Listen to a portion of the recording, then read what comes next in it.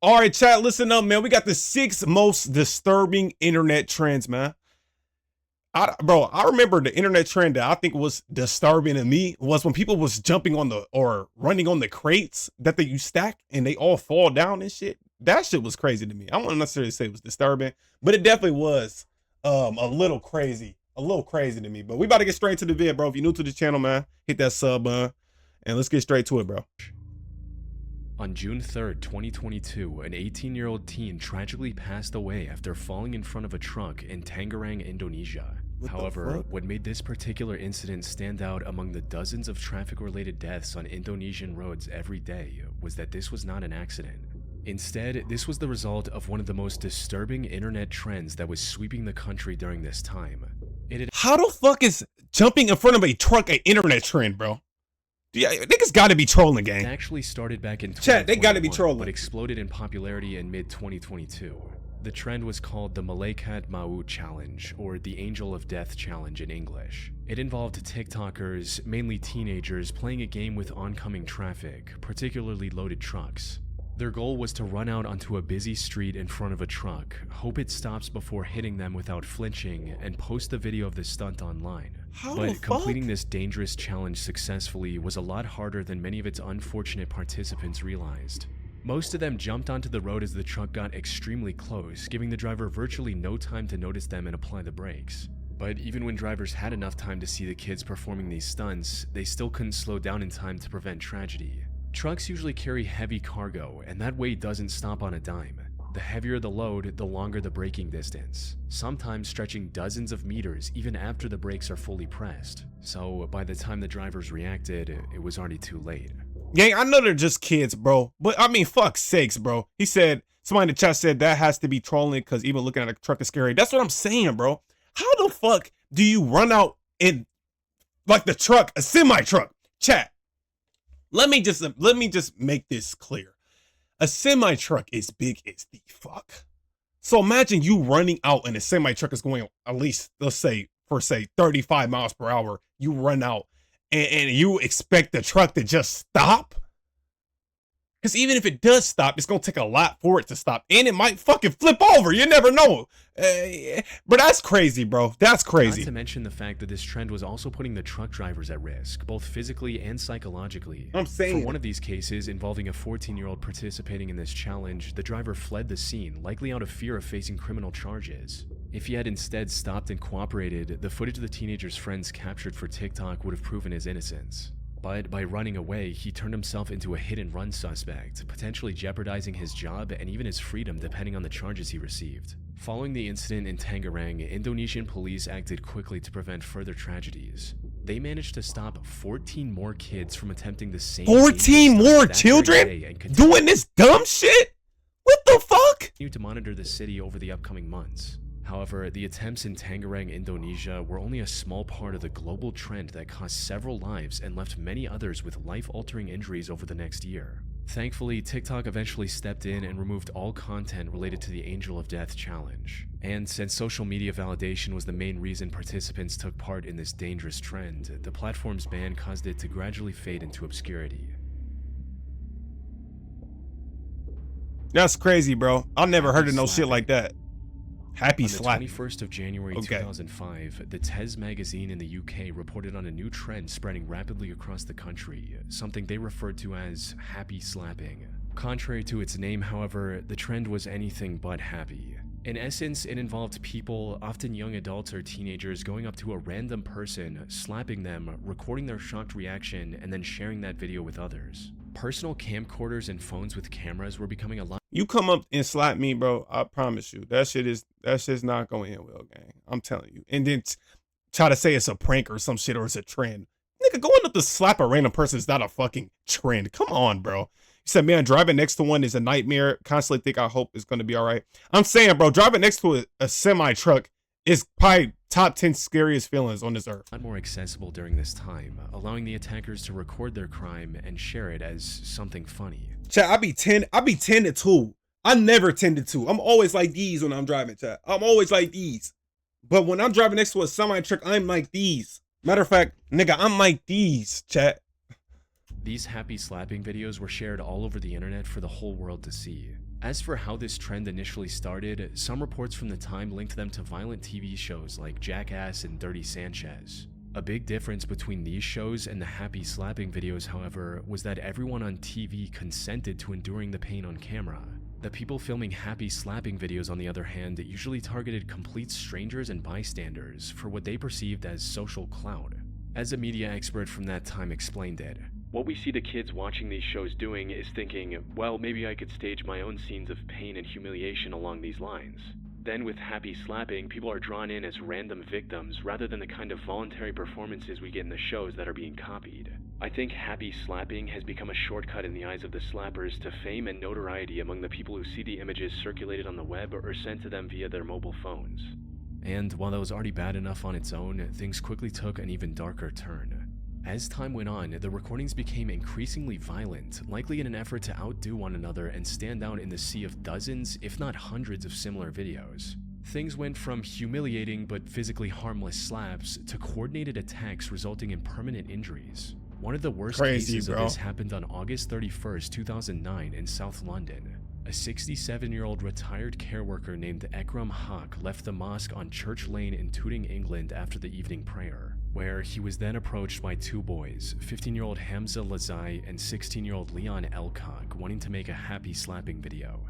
Things quickly spiraled out of control as neither of them held back, resulting in Ekram passing away a week later from a severe head injury he received during the incident.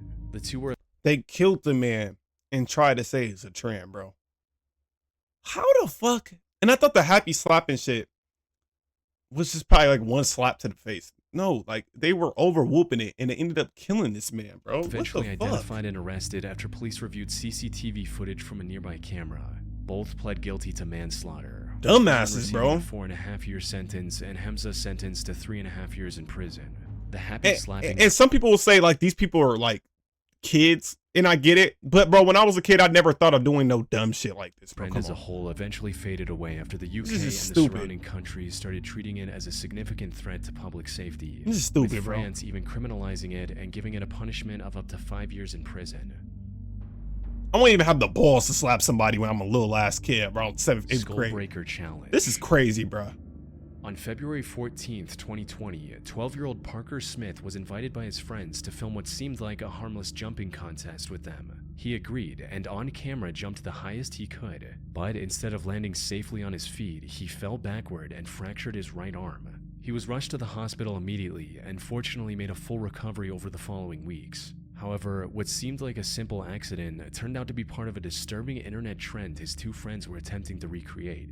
The so-called Skullbreaker challenge required 3 people to stand in a line and somehow convince the person in the middle to jump. As soon as they did, the 2 on the outside swept the legs of the one in the middle who was usually unaware of what was about to happen. This caused them to fall backward, usually on their head, which is where the trend got its name. I've seen this before. I always thought that. I always thought this, chat. Every time I've seen this trend happen, I always thought that, like, what if you just hit your fucking head, like, and crack your skull, bro? Like, this is actually insane, bro. Like, if somebody did this to me in school when I was in school, bro, it's an instant fade immediately. We're catching an instant fade, my nigga. Come on, bro. Started earlier than kids today's getting crazy and crazy, bro. They're getting insane, bro. It's getting worse. And I thought it was bad when I was younger, but bro, it's getting so much worse. Slapping like that is disrespectful as hell. Those prankers be asking for death. That's like spitting on somebody's face, bro. I'm saying, bro, they think there's no consequences with the shit because quote unquote everybody's doing it. That's what's making it a trend. Like, bro, no, one of these little kids come slap me in my face, bro. They might not make it home that year night, after a video of 2 students from Spain doing it on their friend went viral on social media platforms like TikTok, prompting countless imitators to try and recreate its success. And as you might imagine, the results were disastrous, with Parker being one of the lucky ones for walking away with just a fractured arm. Many others were knocked unconscious by the impact, crazy, suffered bro, from severe concussions, and some even needed multiple stitches across their skull and face. The most devastating of these incidents happened on January 24, 2020 in Cherry Hill, New Jersey, when a group of 7th graders attempted the challenge in school. Unfortunately, the victim fell way too hard on their head, causing them to lose consciousness and have a seizure. He luckily survived the incident and eventually recovered without any permanent head trauma. However, his initial condition was bad enough that authorities arrested the other 2 13-year-old boys. They were charged with 3rd-degree aggravated assault and 3rd-degree endangering an injured victim since the harm they caused was mostly intentional. Now, I wasn't able to find any reports on whether the charges were dropped or not, but even if they were, being arrested for attempting a dangerous internet challenge goes to show just how dangerous it can be. TikTok also stepped in and banned all videos of this challenge on their platform. Unfortunately, once something is on the internet, it never truly goes away. As evident from two girls finding videos of the Skullbreaker challenge, attempting it on one of their classmates, injuring them, and getting charged for it in November 2022, more than 2.5 years after the original fad ended. Fortunately, there haven't been many reports of kids getting injured because of this challenge ever since. Crazy, man. Don't try this shit at home, bro. Kia challenge.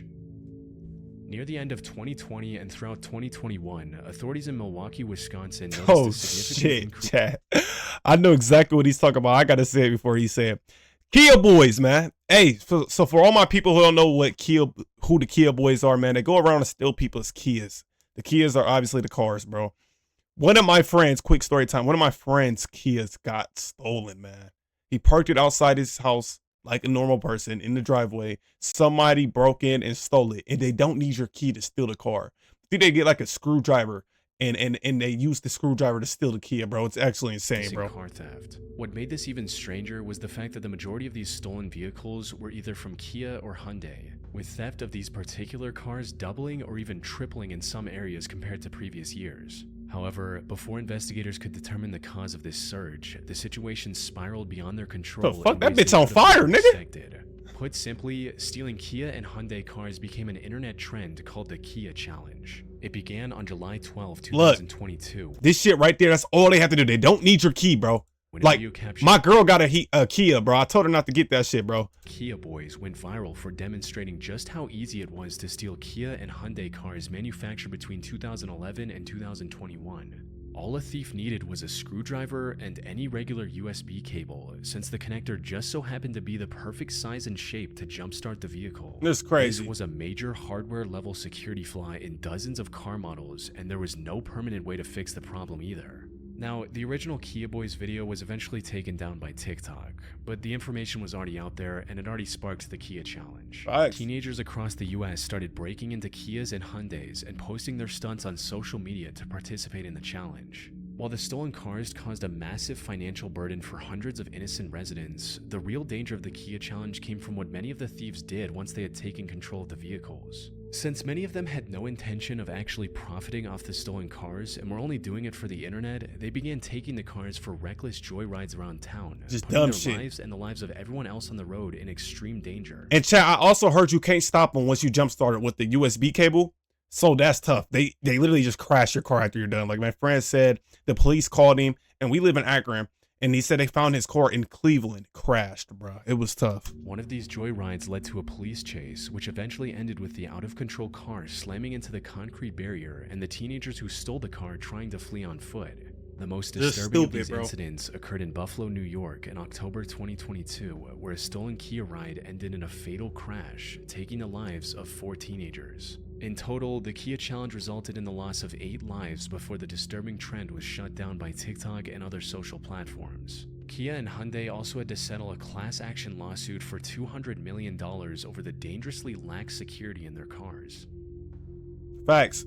They should give you your money back. That's their fault. Car surfing. It's a software problem. Car surfing or riding on the outside of a car. Now, Chad, this might have to be the worst one. This is the dumbest shit I've ever seen. This thing is car surfing on the highway.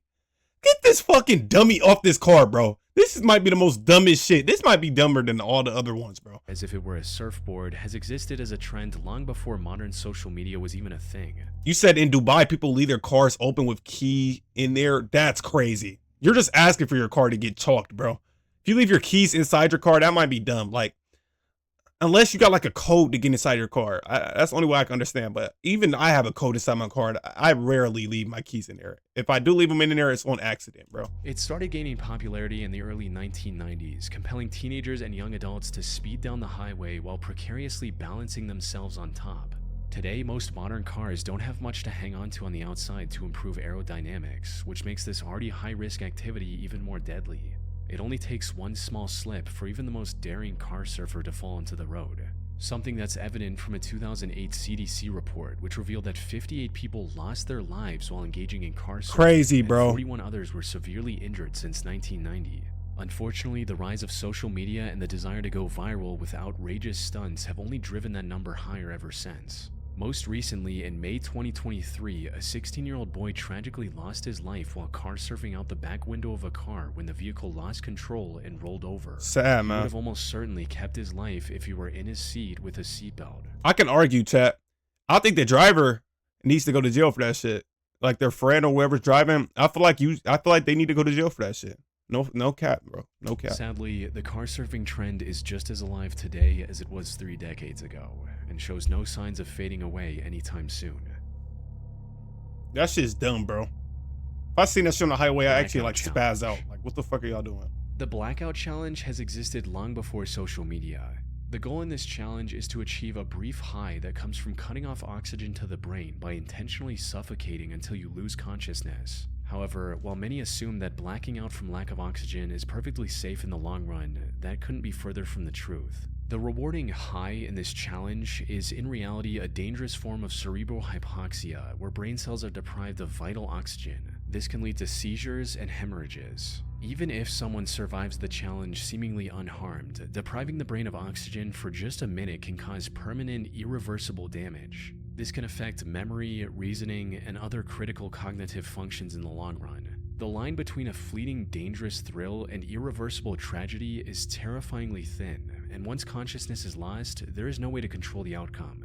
Not to mention the very real risk of the person never waking up again. Unfortunately, many who try to recreate this challenge are completely unaware of these dangers, resulting in 82 people losing their lives between 1995 and 2007 alone. That's what makes this insane, even worse bro. is that almost all of these deaths were between the ages of 6 and 19. Much like other It's a viral damn trends, shame, bro. young impressionable kids are especially drawn in. Now, chat. This is the thing. I think if you're under the age of like 11 years old, 12, I'm gonna say 11 years old, then I'll show you some sympathy. But if you're over the age of 12, 13, bro, you're a fucking dummy, bro. Who is coming up with such dumb ideas? Thirst for adrenaline is dangerous. That's what I'm saying, bro. It's not even for adrenaline either. It's more so for a clout. They do this shit for a clout because they be recording this shit. But this is dumb as fuck, bro. Like all these shits are dumb. I can't even pick one, which is the stupidest one, bro. Pressure or the need for validation online or in real life, which is why the resurgence of the Blackout Challenge through social media platforms like TikTok brought it to an even younger audience and left a devastating trail of victims. One of the most well-known cases is that of Nyla Anderson, a 10-year-old girl from Pennsylvania. Her family found her unconscious on the bedroom floor on the night of December 7, 2021. They rushed her to the nearby hospital. Unfortunately, it was already too late. It's After sad, barely man. clinging to life for 5 days, she tragically passed away without ever waking up. No one knew why she would do something like this. Oh, until see, investigators this is why I feel bad, bro. Like, this is why the internet's a dangerous place. Like, she's so young, bro. I'm not on her ass, bro. I'm on the fucking older kids' ass, like the older teens and shit, bro. This is sad, man. did a forensic analysis of her phone, which revealed she had been viewing videos of the challenge on TikTok. Exactly, bro. Another tragic instance happened in April 2022 when a 12-year-old boy from the United Kingdom named Archie Battersby suffered catastrophic brain damage after attempting the challenge and passed away months later. And these weren't isolated incidents either. Numerous other children, some as young as 8, suffered a similar fate or other life-altering injuries after attempting this challenge. Sadly, despite social media sites' best efforts to suppress the challenge, Yeah, this shit is it sad, continues bro. to spread to this day. All right, chat, man. Let me know which one y'all think was the worst one and the most disturbing one, bro. This shit is crazy, man. None of y'all kids try this shit at home, bro. It's not worth it. Obviously, the outcomes of most of this shit is terrible, man. That's gonna do it for this video, man. I love y'all boys. And until next time, I see y'all, man. Peace.